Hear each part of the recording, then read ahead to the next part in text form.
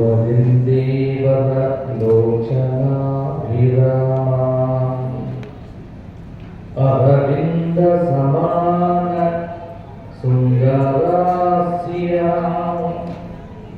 अरविन्दासन सुन्दरीमुपासे।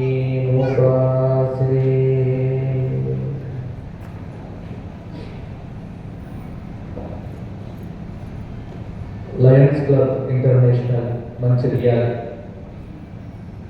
7వ రీజనల్ సమావేశం doctor K Sugunakar Reddy గారు, వారి ధర్మపత్ని కె మంగ గారికి, అలాగే డిస్ట్రిక్ట్ గవర్నర్ శ్రీ నారాయణ రెడ్డి గారు, అలాగే విజయ గారు, కోదండరామ్ గారు, అలాగే నడిపల్లి వెంకటేశ్వరరావు గారు, సామా రాజేంద్ర ప్రసాద్ గారు, చంద్రశేఖరరావు గారు, రామచంద్ర గారు, అలాగే దీన్ని నిర్వర్తిస్తున్నటువంటి శ్రీపురం శ్రీనివాస్ గారు, అలాగే ఆశీర్వదించినటువంటి ఇంకా మిగతా పెద్దలందరూ కూడా లయన్స్ ఎవరైతే ఉన్నారో వేదిక మీద అందరికీ కూడా ఆ అయోధ్యాపుర శ్రీరామచంద్ర స్వామి వారి యొక్క పరిపూర్ణమైనటువంటి ఆశీర్వచనములను అందజేస్తూ మీరందరూ కూడా సమాజంలో సేవా ధర్మానికి కట్టుబడి ప్రజలందరికీ సేవ చేస్తూ ఎంతో మంచి కార్యక్రమాలు నిర్వహిస్తూ స్ఫూర్తిదాయకమైనటువంటి జీవితాన్ని గడుపుతున్నందుకు అభినందన తెలియజేస్తూ ఈరోజు చాలా ముఖ్యమైనటువంటి రోజు.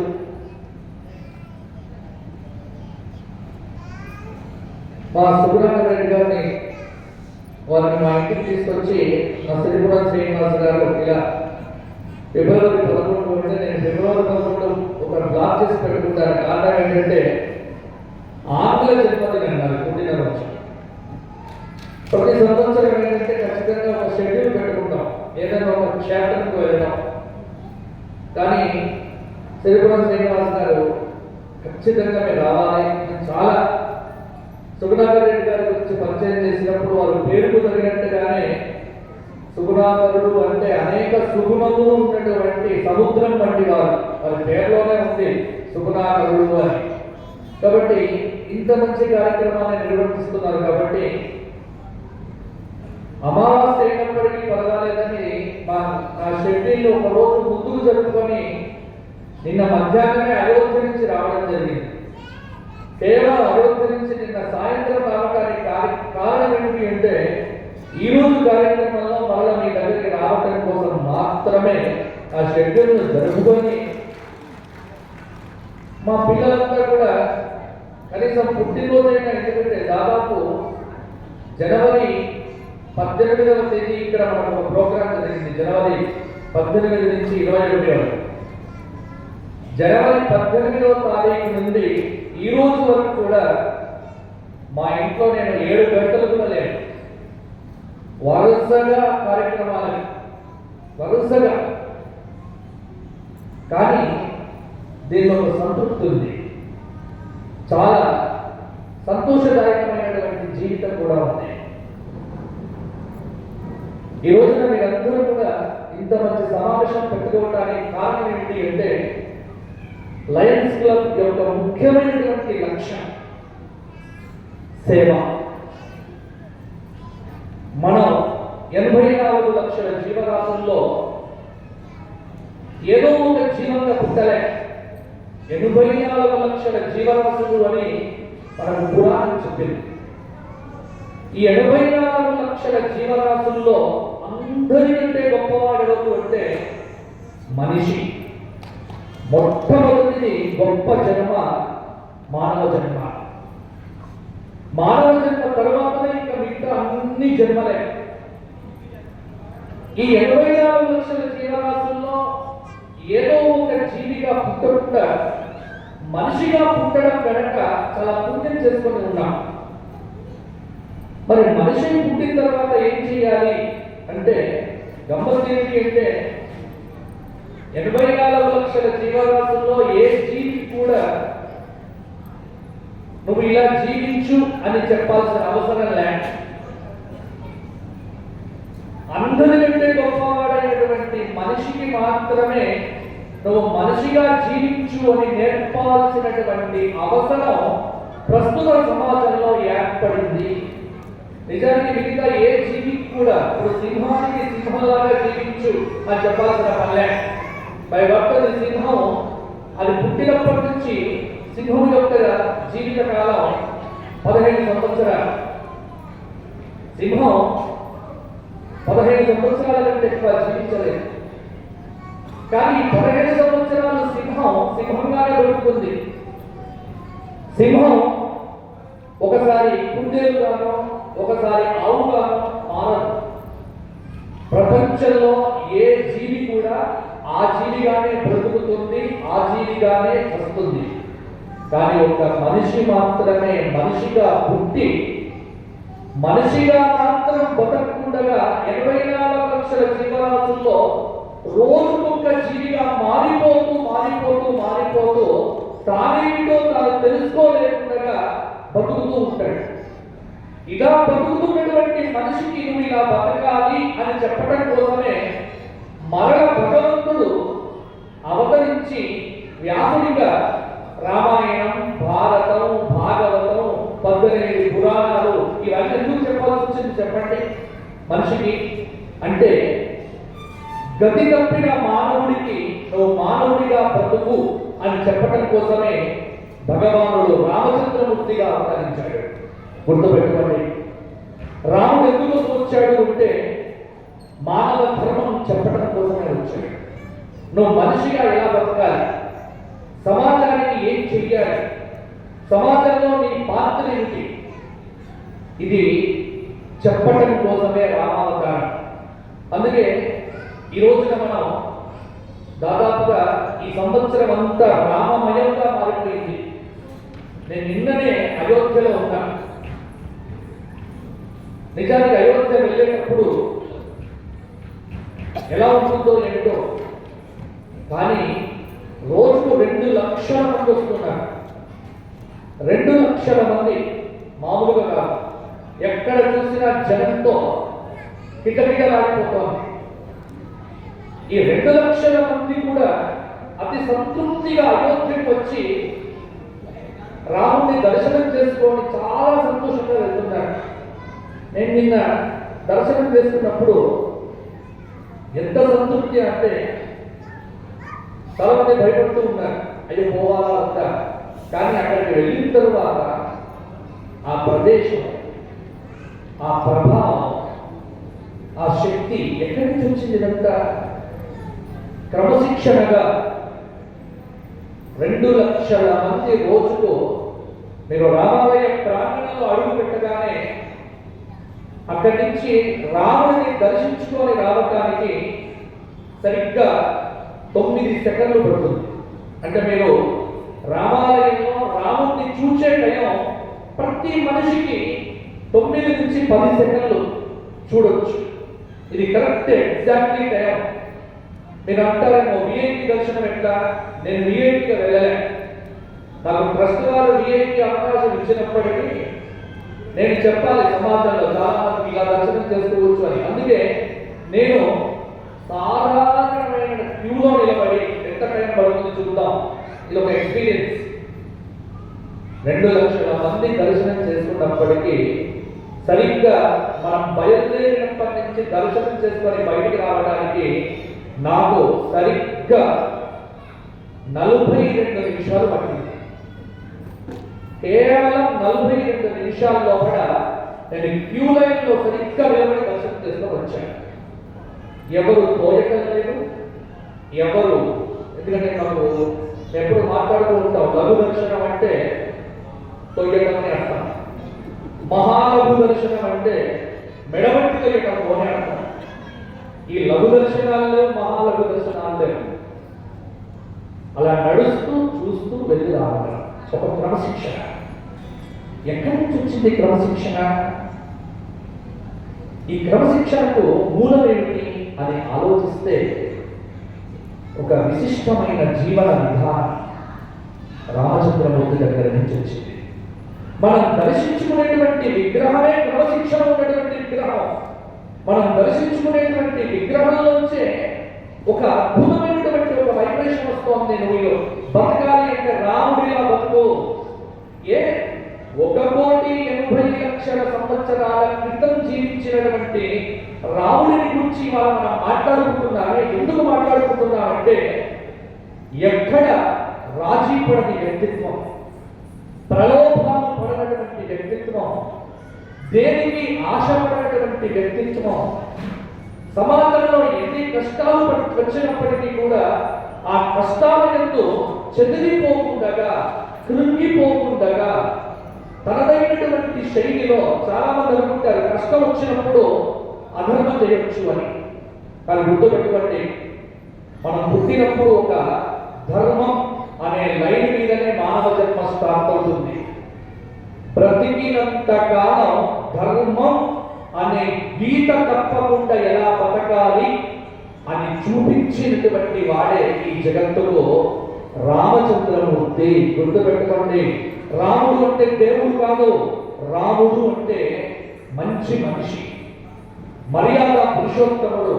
లోకంలో మర్యాద నేర్పాలా? మర్యాద ఎలా ఉంటుంది, మనిషి ఎలా ప్రవర్తించాలి? గుర్తుపెట్టుకోండి, పరోపకార పుణ్యాయ పాపాయ పరపీడనం. ఈ సెంటెన్స్ మనం మిస్ అవుతున్నాం చాలా చోట్ల. సమాజంలో చాలా నష్టపోతున్నాం, చాలా ఇబ్బందులు పడుతున్నాం. సమాజానికి మనం ఏం ఇవ్వాలి? వాళ్ళంతా లయన్స్ క్లబ్ పేరుతో ప్రతి వారు ఇక్కడ కూర్చొని చెప్తున్నారు, నేను ఇన్ని ఆపరేషన్లు చేయించాను. అలాగే మంచిర్యాల వారు కూడా మీల్స్ ఆన్ వీల్స్ అంటే అందరికీ కూడా కడుపు నిండా భోజనం పెట్టడం. అలాగే ఇవాళ అంతిమ సంస్కారాలకు చాలా కష్టమైపోతోంది. అంతిమ సంస్కారం అనేటువంటి ఒక గౌరవాన్ని మనిషి కోల్పోయాడు. చివరికి ఆనవులు కూడా కోరు రావట్లే. ఎందుకంటే వాట్సాప్లో ఒక మెసేజ్ పెట్టి రిప్ అంటే అయిపోయి చేతులు దొరుకుకోవడం. యాంత్రిక జీవనంలో పడి మనిషికి మధ్య మాట కొడైపోయింది. పలకరింపుల దగ్గర నుంచి ఓదార్పుల వరకు అన్నీ కూడా ఒక ఫోన్ మాత్రమే పరిమితం అయిపోయాయి. చివరికి ఎంతో అన్యోన్యంగా ఉండేటువంటి భార్యాభర్తల మధ్య కూడా కమ్యూనికేషన్ ఒక ఫోన్ ద్వారానే నడవడం సిగ్గుచే. ఎంతో ధర్మేచ అర్థేచ కామేచ త్వయా ఏష నాభిచరితవ్య. భార్యకు భర్తకు తండ్రికి కొడుకు కుటుంబంలో రహస్యం ఏముండదు. కానీ భార్యాభర్తల మధ్య కూడా ఇది నా ఫోను, ఇది నీ ఫోను, ఇది నా పాస్వర్డ్, ఇది నీ పాస్వర్డ్, నా ఫోన్ నువ్వు ఉండొద్దు, నీ ఫోన్ నేను ఉండొద్దు. అంటే ఎంత యాంత్రిక జీవనంలో మనం కొట్టుమిట్టాడుతున్నాం. ఈ పరిస్థితి వల్ల ఈ రోజున యావత్తు మొత్తం భారతదేశంలో మానసిక రోగులు ఎక్కువైపోయారు. ఈ రోజున శారీరక రోగుల కంటే మానసిక రోగుల శాతం ఎక్కువ. నేను మొన్ననే యాక్సియన్ సైకియాట్రిస్ట్ ఏదో ఒక సమ్మిట్ జరిగింది, దానికి ఏదో పిలిచాడు. దాని ప్రధానమైనటువంటి చర్చ ఏంటి అంటే ఈ రోజున చాలా మంది మంచి నిద్రపోవట్లే. నిద్రపోకపోవడానికి కారణం ఏంటి అని పెట్టారు. అది చదువుతున్నప్పుడు, అది వింటున్నప్పుడు నేను మహాభారతం గుర్తొచ్చింది. మహాభారతంలో ధృతరాష్ట్రుడు రాత్రి నిద్ర పట్టక విదురుని పిలుస్తాడు. విదురుడు అర్ధరాత్రి వస్తాడు, అడుగుతాడు, ఏమైందయ్యా, ఎందుకు పిలిచావంటే నిద్ర పట్టట్లేదు అంటాడు. ఎప్పటి నుంచి నిద్ర పట్టట్లేదు? దాదాపు 15 రోజులైతే నిద్రపోక అంటాడు.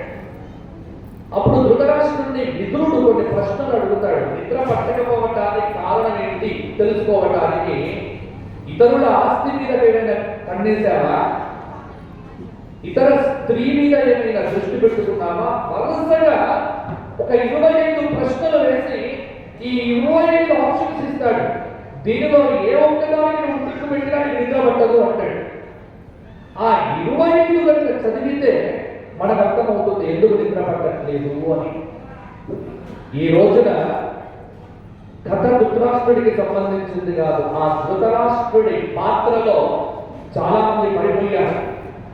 దుర్యోధనుడి పాత్రలో చాలా సమాజంలో చాలా మంది పడిపోయారు. ఆ రోజుల్లో భారతదేశం మొత్తానికి ఒక్క ధృతరాష్ట్రుడు ఒక్క దుర్యోధనుడే ఉండేవాడేమో. కానీ ఈ రోజున ప్రతి ఇంట్లో ఒక ధృతరాష్ట్రుడు ఒక దుర్యోధనుడు ఒక సమాజంలో ఇలా తయారైపోయింది.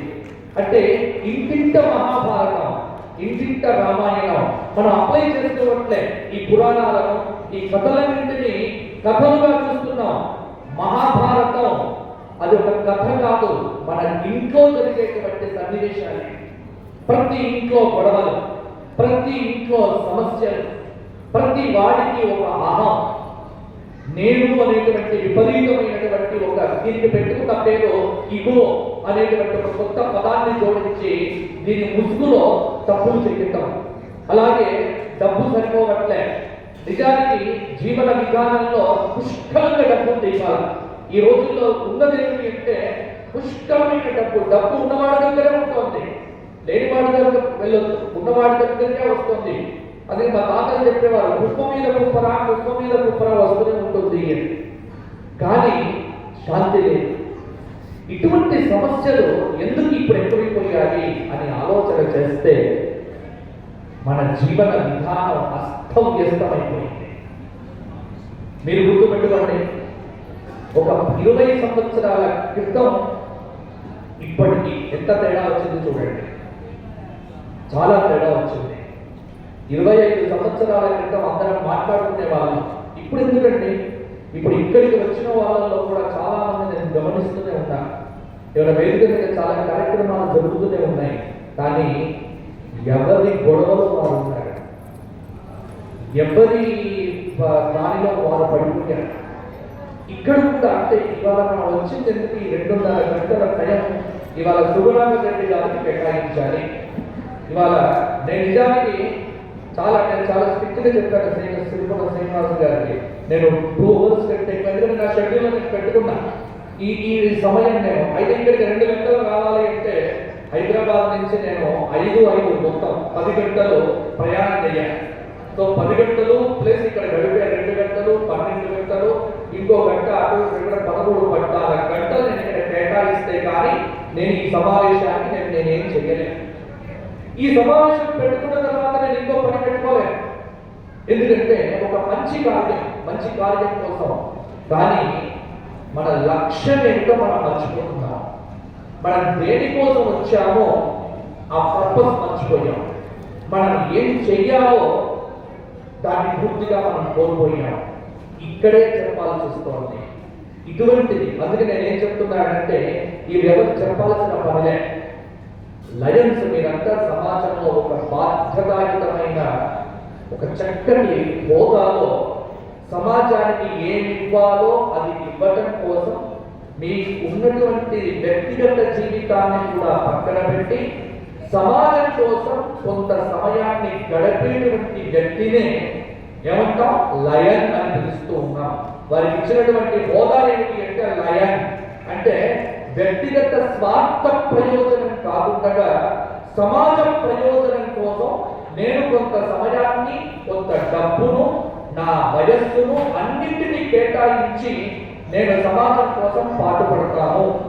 ఆ పాటుపడేటువంటి వ్యక్తికి ఈ సమాజం ఇచ్చినటువంటి బిరుదేంటి సింహం. చాలా గొప్ప శక్తి. సింహం అనగానే ఒక పెద్ద శక్తి. సింహానికి ఒక శక్తి.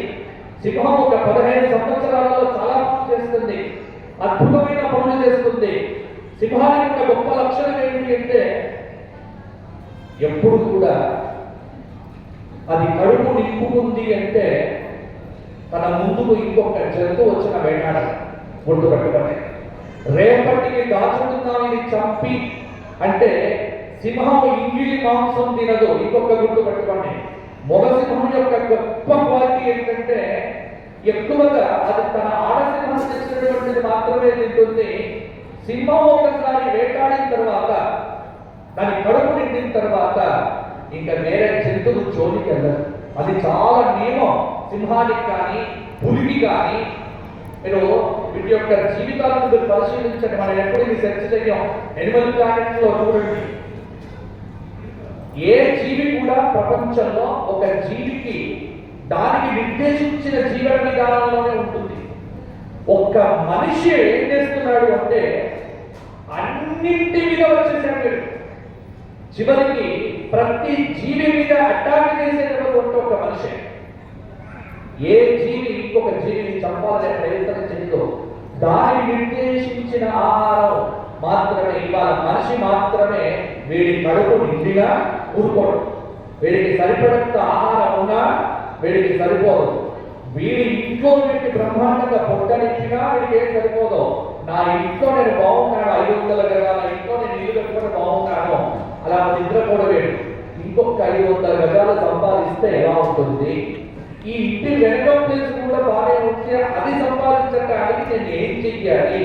ఈ ఆలోచనలు పరిగెత్తి లేని దాని కోసం పరిగెత్తుతో ఉండడాన్ని మర్చిపోయి తాను తినేటువంటి గుప్పెడు ఆహారం కోసం యావత్తు ప్రపంచాన్ని భంగపరిచి తన స్వార్థం కోసం సర్వనాశనం చేస్తూ మారణ హోమం సృష్టిస్తుంది ఎవరు అంటే మొత్తం భూమి మీద ఒక్క మనిషి మాత్రమే. అటువంటి మనిషిని మార్చే ప్రయత్నం సమాజంలో లయన్స్ క్లబ్ చేస్తోంది. చాలా గొప్ప పని చేస్తోంది. చాలా కుల మత వర్గ ఏ భేదాలు లేకుండా ఎవరికైతే అవసరమో వాడికి సహాయం చేయడం కోసం అహరహము కృషి చేస్తూ ఇలా రీజియన్స్ మంచిర్యాల రీజియన్ లోనే ఎన్ని క్లబ్లు నేను చూశాను. నేను మొత్తం గమనిస్తూనే ఉన్నాను. ప్రతి వారు వారి బాధ్యత అంటే ఒక్కొక్క క్లబ్ లో ఎన్ని క్లబ్స్ ఉన్నాయి. ఇప్పుడు గౌతమి అన్నారు, ఆడవాళ్ళంతా కలిసి సఖీ అనే ఒక అద్భుతమైనటువంటి వేదిక పెట్టుకున్నారు అని. ఆడవాళ్ళంతా సఖీ అనేటువంటి పేరుతో వారికి తోచిన విధంగా వారు చేస్తున్నారు అని. ఇవన్నీ చాలా గర్వపడేట్టుగా ఉన్నాయి, చాలా అభినందించదగినటువంటి అంశాలు. కాబట్టి ఇన్ని రకాలుగా అంటే సేవ చేయడానికి ఎన్నెన్ని మార్గాలు ఉన్నాయో అన్ని మార్గాల్లోకి మీరు విస్తరించారు. కంటి ఆపరేషన్లు అంటున్నారు, లేనటువంటి వారికి కుట్టు మిషన్ ఇవ్వడము అంటున్నారు, లేనటువంటి వారికి ఇంకేదో సహాయం చేయాలి అంటారు, ఆకలి అనేటువంటి వాడికి అన్నం పెట్టాలి అంటున్నారు. అలాగే విపరీతమైనటువంటి రోగంతో బాధపడుతూ రక్తహీనత కలిగినటువంటి వారికి రక్తం ఇవ్వాలి అనుకుంటున్నారు. ఇలా అన్ని విభాగాల్లో అన్ని రకాలుగా సేవలు చేస్తూ ఇవాళ ప్రపంచంలో ఎన్ని సంఘాలు ఉన్నప్పటికీ కూడా అన్ని సంఘాలకు మూలమైనటువంటి సంఘం మాత్రం ద ఓన్లీ 191 లయన్స్ క్లబ్ అనేటువంటిది మాత్రమే ఒకటి కనిపిస్తూ ఉన్నది. ఎందుకంటే ఈ మధ్యకాలంలో చాలా నేను చూసా లయన్స్ క్లబ్ చేసేటువంటి పనులు, అవి చాలా స్ఫూర్తిదాయకంగా ఉన్నాయి. అందుకే ఇవాళ నా వ్యక్తిగత ప్రయోజనాన్ని కూడా పక్కన పెట్టి రావడం ఏంటి అంటే మీరు చేసేటువంటి బాధ్యతాయుతమైనటువంటి సమాజ సేవ. ఇదే పురాణాల్లో చెప్పిన విధానం. అయితే ఇక్కడే పేరు కోసం కాకుండా నిస్వార్థంగా సమాజం కోసం ముందుకు వెళ్ళగలిగితే పేరు దానంతట అదే వచ్చేస్తుంది. ఎప్పుడైనా గుర్తుపెట్టుకోండి. ఇప్పుడు చాలా మందికి ఏమైపోయిందంటే డబ్బు ఉంది, డబ్బున్న వాడికి పేరు కావాలి, పేరు ఉన్నటువంటి వాడికి డబ్బు కావాలి, ఈ రెండు ఉన్నటువంటి వాడికి ఇంకేదో కావాలి. ఆ ఏం కావాలో కూడా తెలియనటువంటి స్థితిలో వాడు ఏదో కావాలి అని రోజంతా ప్రయత్నం చేస్తూ ఉంటాడు. అటువంటి వాడికి గురువు కావాలని నేను చెప్తాను. నీకు ఏం కావాలో నీకు తెలియనప్పుడు నీకు ఏం కావాలో చెప్పడానికి ఒక గురువు కావాలి. అయితే అటువంటి గురువులను మీరు యూట్యూబ్లో వెతికితే నీకు దొరకదు. దానికి ప్రయత్నం చెయ్యాలి, దానికి సాధన చెయ్యాలి, దానికి అన్వేషణ చెయ్యాలి, దానికి అంతరాత్మ శోధనం జరగాలి. చాలా ప్రయత్నం జరిగితే కానీ దొరకదు. కాబట్టి మీరంతా చాలా మంచి కార్యక్రమాల్లో నిమగ్నమవుతూ ఇచ్చి సమాజంలో మనం పుట్టాము అంటే ఇవ్వడం కోసమే పుట్టాము. అలాగే మనం యావత్ విత్తోపార్జన సత్త భజగోవిందం ఒకసారి చదవండి. ఆదిశంకరాచార్యుల వారు రాసినటువంటి భజగోవిందం అనేటువంటి స్తోత్రం మీకు చదివితే మన లైఫ్ స్టైల్ ఏమిటి, మన పరిమితులు ఏమిటి, మన జీవన విధానం ఏమిటి, చాలా సింపుల్గా అతి లలితమైనటువంటి భాషలో మనకు చెప్పి ఉన్నాడు భగవత్పాద శంకరాచార్యుల వారు. డబ్బు ఎంత కావాలి, మనకు అవసరం ఎంత, దానికి మనం ఏం చెయ్యాలి, ఏం చేస్తే సుఖంగా ఉంటాం, ఇవన్నీ కూడా మనకు వ్యాస భగవానుడు అలాగే రామాయణంలో, భారతంలో, భాగవతంలో చాలా అద్భుతంగా చెప్తున్నాడు. అయితే వాటిని వింటున్నాం కానీ ఎక్కడ అప్లై చేసుకోవట్లేదు. అయోధ్యలో రామదర్శనంకు వెళ్తున్నావు, రామ అనే పేరు కోసం వెళ్తున్నావు, కానీ రాముడిని పుణ్యం కోసం ఆరాధన చేస్తున్నావు, కానీ రాముడులాగా బతికిన విధానంలో బ్రతకాలి అనే ఆలోచన కోల్పోతున్నావు నీవు. కాబట్టి రావణం దగ్గరికి వెళ్ళి దండం పెట్టుకొని పుణ్యం సంపాదిస్తా అంటే నీకు పుణ్యం కాదు, రాముడిలాగా నీవు బ్రతకటం మొదలు పెడితే నీవు నిజంగా రామభక్తుడు అయిపోతావు, ఖచ్చితంగా రామభక్తుడు అయిపోతావు. నీవు రాముడు అయిపోయిన తర్వాత ఇక ప్రపంచంలో నీకు కావలసినట్టు ఏమీ లేదో నువ్వు నిశ్చింతగా, హాయిగా, ఆనందంగా నీవు వెళ్ళిపోతావు ఈ జగత్తు నుండి. మనం మరణించేటప్పుడు సంతృప్తిగా మరణిస్తే మన జీవితం సఫలమైనట్టే. మరణించే సమయంలో ఇంకా ఏదో కావాలి, ఇంకా ఏదో ఉంది, నా డెస్టినేషన్ ఇది కాదు, క్వశ్చన్ మార్కుతో మరణిస్తే మరణ మన లైఫ్ అక్కడ ఆగిపోయినట్టే. మరణ రీబర్త్ అనేటువంటిది ఉంటుంది అనేటువంటిది మనకు భగవద్గీత చెప్తుంది. అందుకే మనకు భగవంతుడు చాలా ఇచ్చాడు, చాలా ఇచ్చాడు. నేచర్ అన్నింటికంటే గొప్పది. ఇంతకుముందు మీరు పర్యావరణం అనేటువంటి అంశం నుంచి మాట్లాడమని కొంతమంది స్పీకర్స్ చెప్పారు కదా, నేను చూస్తూనే ఉన్నా. నిజానికి పర్యావరణం, ప్రకృతి అన్నింటికంటే గొప్పదే. ప్రకృతికి మనకు చాలా ఇచ్చింది, కానీ ఇచ్చినటువంటి దాన్ని మనం దుర్వినియోగం చేస్తూ పూర్వకాలంలో ప్రకృతిని నాశనం చేసేవాడిని ఏమన్నారు అంటే, ప్రకృతిని నాశనం చేసేవాడిని పురాణ రాక్షసుడు అని చెప్పింది. ప్రకృతి పరంగా జీవిస్తూ ప్రకృతిని పోషించేటువంటి వాడిని దేవుడు అని చెప్పింది. కానీ వాళ్ళ ఏమిటి అంటే దేవుడి పేరు చెప్పుకొని కూడా ప్రకృతిని నాశనం చేయడం మొదలు పెట్టాడు మనిషి. అలాగే ప్రకృతిని ఇష్టమైనట్టుగా నాశనం చేస్తూ రాక్షసుని మించిపోయారు మనుషులు. అందుకే నీళ్లు కొనుక్కుంటున్నా, భూమి కొనుక్కుంటున్నా, గాలి కొనుక్కోవాల్సినటువంటి అవసరం ఇంకో 50 సంవత్సరాలు కాదు. ఢిల్లీలో ఆల్రెడీ కొనుక్కుంటున్నాడు. ఢిల్లీ లాంటి ప్రదేశాల్లో, ఇంకా మంచిర్యాలలో ఇంకా కొంత మంచి అనేటువంటిది పట్టణంలో మిగిలి ఉంది కాబట్టి మీ దగ్గరికి రాకపోవచ్చు, కానీ వస్తుంది.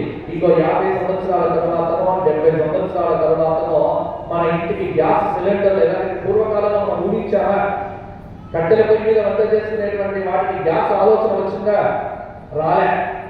కానీ ఇప్పుడు గ్యాస్ వచ్చింది, గ్యాస్ గుర్తొచ్చాయి. ఇప్పుడు ఏమిటి అంటే ఇంటికే గ్యాస్ వస్తోంది, డైరెక్ట్ కావలసినంత వాడతాం నీళ్ళు. అదే పద్ధతిలో నీళ్లు కొనుక్కుంటున్నాం, అలాగే గాలి కూడా కొనుక్కునే పరిస్థితి వస్తుంది. గోదావరి ఒడ్డున ఉంది, వాటిని నీళ్లు తాగుతున్న మనకు ఇంక చెప్పాల్సిన ఏంటి చెప్పండి? గోదావరిలో నీళ్లు తాగే అధికారం లేదు, గోదావరి ఒడ్డునే కూర్చొని మాత్రం ఇడ్లీ వాటర్ తాగుతూ ఉంటాం. అంటే మనం ప్రకృతిని నాశనం చేస్తున్నాము అనే దానికి ఇంతకంటే గొప్ప ఉదాహరణ ఎక్కడ కూడా అవసరం లే. అందువల్ల మనం పుట్టింది కేవలం ఒక అతిథిగా మాత్రమే, ఇక్కడ అనుభవించడం కోసం మాత్రమే ఇక్కడికి వచ్చాము. మిగతా దేని మీద మనకు అధికారం లేదు. ఏ దాన్ని మనం ఇక్కడి నుంచి పూర్తిగా ఆక్యుపై చేసి నాశనం చేసే అధికారం కూడా మనకు లేదు. కేవలం ఈ భూమి మీద వచ్చింది, భూమి మీద ఉన్న వనరులను వాడుకొని మనం ఇక్కడే విడిచిపెట్టి వెళ్ళిపోవటానికి మాత్రమే వచ్చాము. ఈ ఒక్క సత్యాన్ని తెలుసుకొని మన జీవన విధానంలో అప్లై చేస్తే వాడు ప్రపంచంలో దేనికి ఇబ్బంది పడడు, ఎక్కడ ఇబ్బంది పడడు, వాడు ఆత్మసంతృప్తిగా వాడు మరణిస్తాడు. కానీ ఆ ఒక్కటి తెలుసుకోవటానికి చాలా కష్టపడాల్సి వస్తుంది. శక్తి వంచన లేకుండా సాధన చేయాల్సి వస్తుంది. ఆ సాధన చేస్తే వాడు మానవుడు అవుతాడు. ఆ మానవుడు పరిపూర్ణమైనటువంటి మానవత్వాన్ని పొందితే వాడే మాధవుడు అవుతాడు. మాధవుడు అయిన తర్వాత ఇంకా తిరిగి భూమికి రావాల్సినటువంటి పని వాడికి ఉండదు. వాడే చిరస్థాయిగా నిలబడిపోతాడు అనేది మన ధర్మం చెప్తోంది.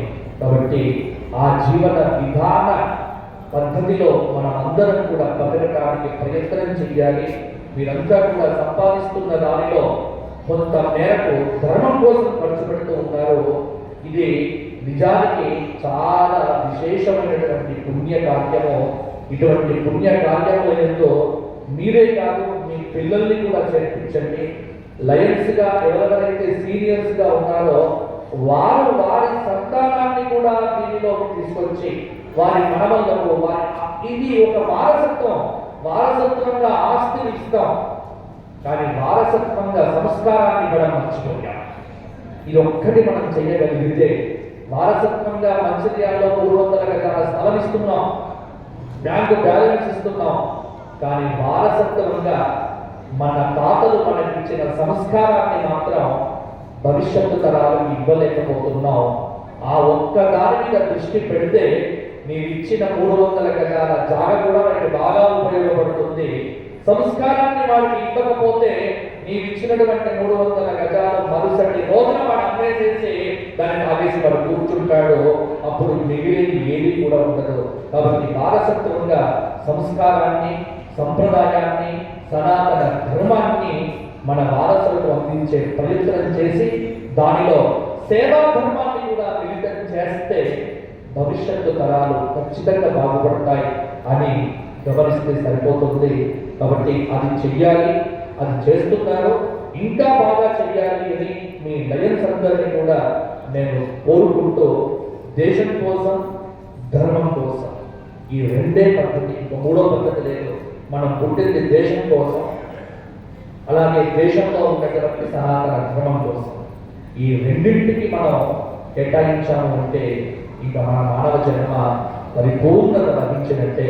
కాబట్టి మీ లయన్స్ అందరూ కూడా దేశం కోసం, ధర్మం కోసం మీ జీవన విధానాన్ని కొనసాగివ్వాలి అని, ఇంకా చాలా మందికి స్ఫూర్తిదాయకమైనటువంటి జీవితాలను మీరు ప్రసాదించాలి అని, మీ అందరికీ సేవ చేసేటువంటి భాగ్యాన్ని ఆ పరమాత్ముడు ఇంకా ఇంకా అనుగ్రహించి మీ ద్వారా సమాజంలో చక్కటి ఒక వ్యవస్థ నిర్మితం కావాలి అని ఆకాంక్షిస్తూ ఇంకా ఎంతో మందికి మీరు స్ఫూర్తిదాయకమైనటువంటి జీవితాలు ప్రసాదించాలి.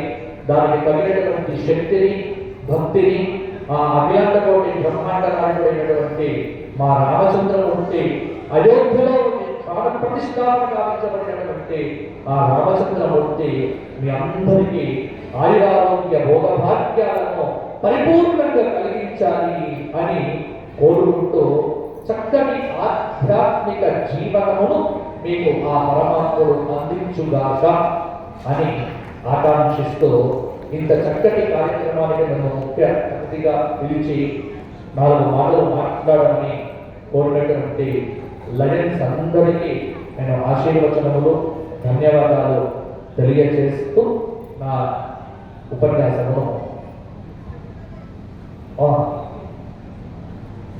ఇంకో 10 నిమిషాలు ఇంకా ఛాన్స్ ఇచ్చాను మాట్లాడమని.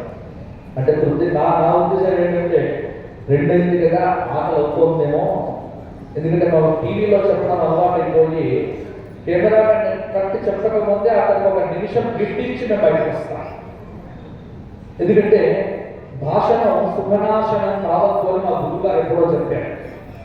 భాషను ఇంకొక 5 నిమిషాలు మాట్లాడితే బాగుండు అన్నట్టుగా ఉండాలి, కానీ ఇంకో అమ్మ ఎప్పుడు ముగిస్తాడా బాబు అనేటువంటిది ఉండకూడదు. అందుకే నేను ఇంకొక 3 నిమిషాలు ఉండగానే నా భాషణాన్ని ముగించాను. అయితే మా సరిపురం శ్రీనివాస్ గారు అలాగే మిగతా లయన్స్ అందరూ కూడా యొక్క కోరిక ఒకటే, మీరందరూ కూడా ఇంకా ఇంకా వృద్ధి చెందాలి.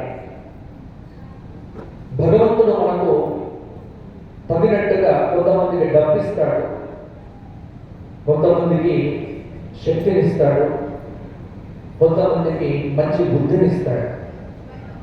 ప్రతి మనిషి తనలో ఉన్నటువంటి శక్తి ఏమిటో తెలుసుకునే ప్రయత్నం చేయాలి. కొంతమంది బాగా మాట్లాడగలరు, కొంతమంది బాగా మాట్లాడకపోయినా బాగా శరీరంతో శ్రమ చేయగలరు, కొంతమంది బాగా ధనాన్ని సంపాదించగలరు. కానీ ఈ మూడు కూడా వ్యక్తిగత ప్రయోజనం కోసం కాకుండా సమాజ ప్రయోజనం కోసం కనుక ఎవడైతే పెట్టగలుగుతాడో వాడు మహనీయుడు అవుతాడు. వాడు 10 మందిలో ఒక్కడిగానే మిగిలిపోతాడు.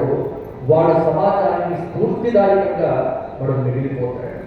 మీరు ఉదాహరణకు మీరు ఎప్పుడైనా రామాయణం చదవండి. ఈ రోజున మనం చాలా కోల్పోతున్నాం.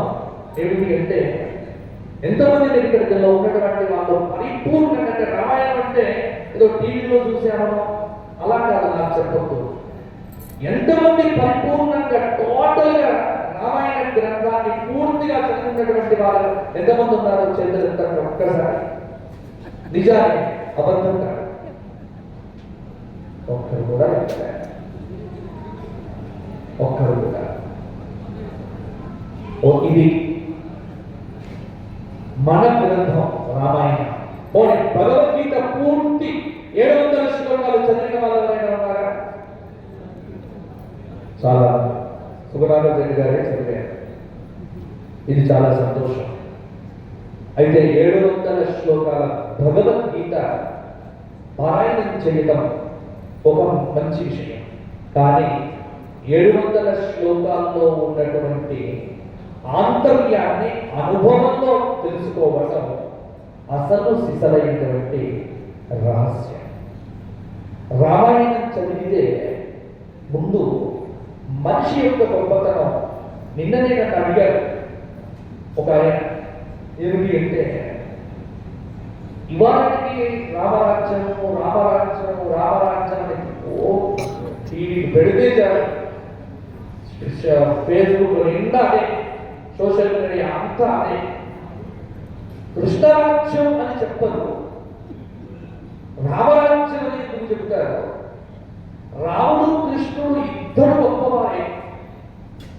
కానీ కృష్ణుడిని మాత్రం కృష్ణుడు రాజ్య పరిపాలన చేశాడనో రాజ్యాన్ని పరిపాలించాడనో చెప్పకుండా కేవలం రామరాజ్యం రామరాజ్యం అనే చాలా చెప్తూ ఉంటారు.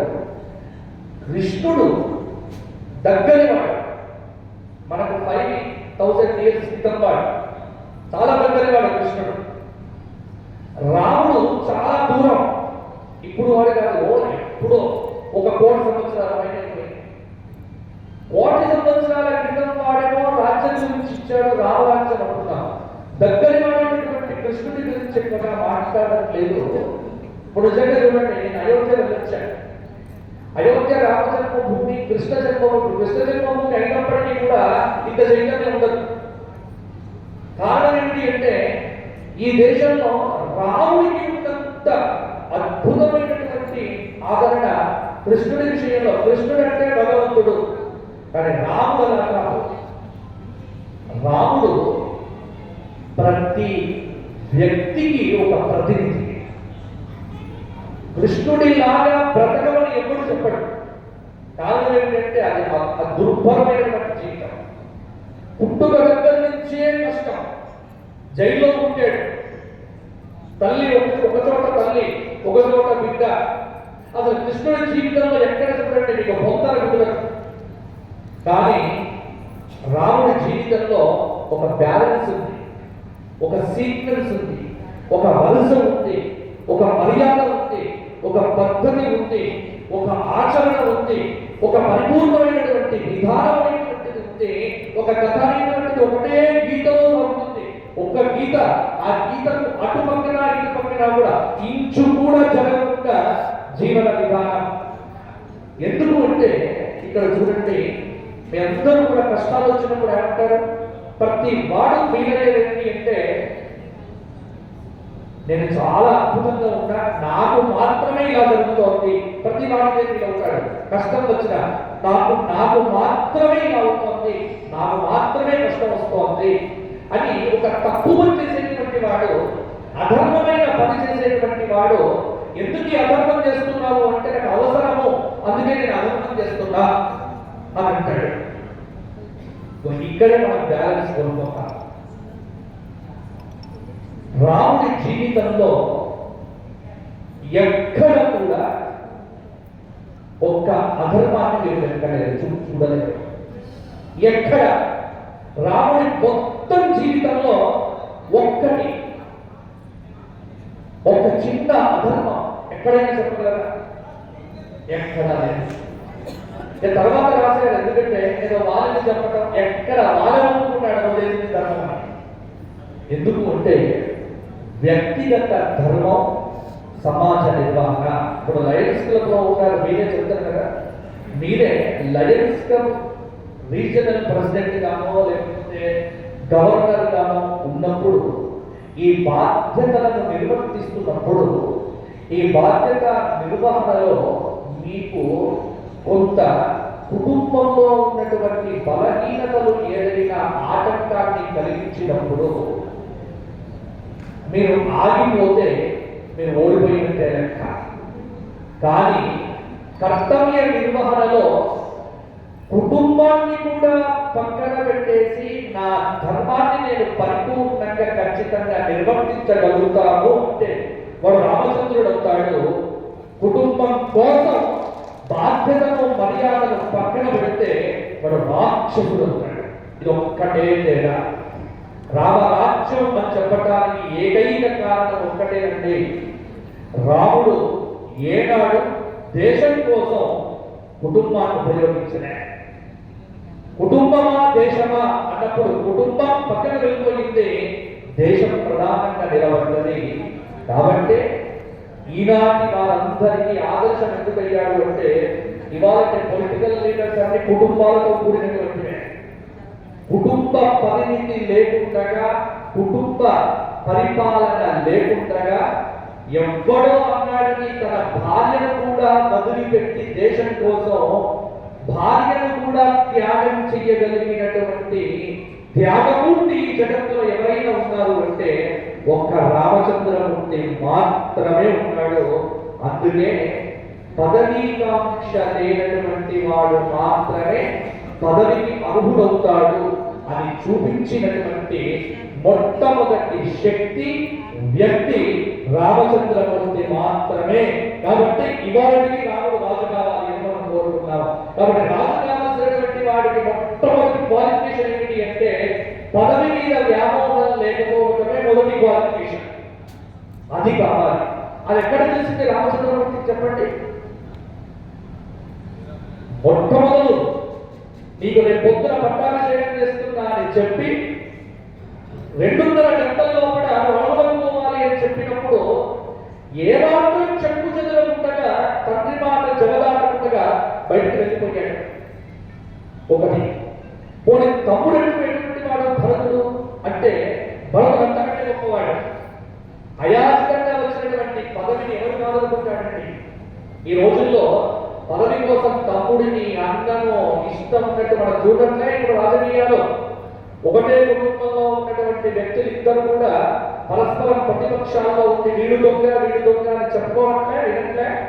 ఒకటే కుటుంబంలో వచ్చినటువంటి అన్నయ్య మీద చెల్లె దాడి చేయట్లే, ఆ చెల్లె మీద అన్న దాడి చేయట్లే. ఒక్క కుటుంబం నుంచి వచ్చిన వారే. ఎందుకోసం ఎంత నాటకం? పదవి కోసం కాదు. కానీ అన్నయ్యను కాదని పదవి వచ్చి తన చేతుల్లో పెట్టిన రాజ్యాన్ని భరతుడు ఏం చేశాడని తల్లిని ఆపి ఆ వచ్చినటువంటి పదవి ఇది నాది కాదు అన్నయ్య, ఇది నీది అని అయోధ్య నుంచి నడుచుకుంటూ వెళ్ళి తనకు వచ్చినటువంటి రాజ్యాన్ని రామచంద్రమూర్తికి అప్పచెప్పి పదవి త్యాగం కోసం ఈ దేశంలో మొట్టమొదటి పాదయాత్ర చేసినటువంటి భరతుడి కంటే గొప్పవాడు ఎవరున్నాడు చెప్పండి? అందుకే నేను చాలా చదువుతూ ఉంటే నాకు కులగంటులు కలుగుతాయి. ఈ రోజుల్లో ఈ రాజకీయ నాయకులంతా పదవి కోసం పాదయాత్రలు చేస్తుంటే భరతుడు వచ్చిన పదవిని విడిచిపెట్టడానికి పాదయాత్ర చేశాడు. ఫస్ట్ పాదయాత్ర ఇది ఇండియన్ హిస్టరీలో మొత్తం చరిత్రలో పురాణాల్లో భరతుడు చేసిన పాదయాత్ర కేవలం పదవి త్యాగాన్ని కోసం చేశాడు. ఇంకేం కావాలండి? ఇంతకంటే ఆదర్శవంతం ఎక్కడ ఉంటుంది? కాబట్టి ఇది రామాయణం అంటే. అందుకే రామరాజ్యం రామరాజ్యం రామరాజ్యం. ఈ రోజున రాముడు అయోధ్యలోకి వచ్చినప్పటి తర్వాత మనం అందరం ఎందుకు నేను నిన్న వెళ్ళినప్పుడు అయోధ్యలో నాతో పాటు దర్శనం చేసుకుంటున్న అందరి మొహాలు చూస్తుంటే ప్రతి ఒక్కటి కంట్లో ఆనంద బాష్పాలే కనిపించాయి. ఇక అలా నిలబడి నిశ్చేష్టులైపోయి కళ్ళలోంచి నీళ్లు వస్తున్నాయి. ఎందుకు అంటే అక్కడ ఉన్నటువంటి నిలువెత్తుగా ఉన్నటువంటి ఆ రాముడి యొక్క విగ్రహాన్ని చూస్తూ ఎందుకు కన్నీళ్ళు వస్తున్నాయంటే కారణం ఏంటి అంటే, రామా, ఈ దేశం నీది, ఈ దేశంలో ఉన్న ప్రజలు నీ వాళ్ళు, ఈ పుట్టిన ప్రదేశం నీదే. నీదైన ప్రదేశంలో నీవు పుట్టిన చోట నీ రాజ్యంలో దాదాపు 120 కోట్లకు పైగా నీ వారసులు ఉన్నటువంటి దేశంలో నీకు గుడి కట్టడానికి 560 సంవత్సరాలు పోరాటం చేయవలసి వచ్చిందే.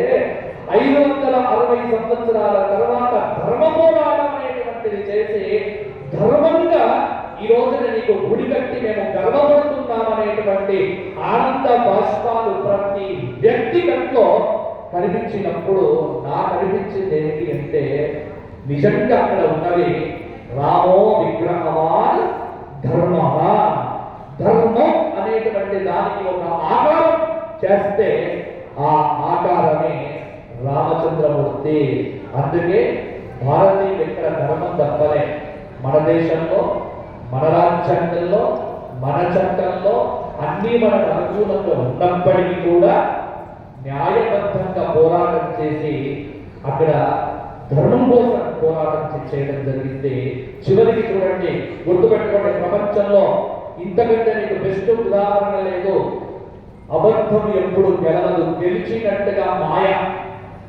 కానీ చివరికి గెలిచేది, శాశ్వతంగా ఉండేది ఒక్కడేంటి? ధర్మం మాత్రమే గెలుస్తుంది, ధర్మం మాత్రమే నిలబడుతుంది. మనం మరణించినప్పుడు మన వెంట వచ్చేటువంటిది కూడా ఆ ధర్మం ఒక్కటి మాత్రమే మన వెంట వస్తుంది. ఆ ధర్మం కోసమే మీ లయన్స్ క్లబ్ వాళ్ళందరూ కూడా పోరాటం చేస్తున్నారు. అదే లయన్స్ క్లబ్ వాళ్ళ యొక్క ఫైనల్ డెస్టినేషన్ ఏంటి అంటే ధర్మం. ఆ ధర్మం కోసమే లయన్స్ పోరాటం. ధర్మం చేయడంలో లయన్స్ క్లబ్ వాళ్ళు ఎప్పుడు కూడా అధర్మం మాత్రం చేయడంతో, ధర్మం కోసం అధర్మం చేసే సంప్రదాయం లేదు. ధర్మం కోసం ధర్మ మార్గం ద్వారానే వెళ్తే ఎప్పటికైనా విజయం సాధించవచ్చు అనేది రామాయణం నేర్పిన పాఠం, మొన్నటి అయోధ్య నేర్పిన పాఠం ఇంకా భవిష్యత్తు తరాలకు మనం చెప్పాలి.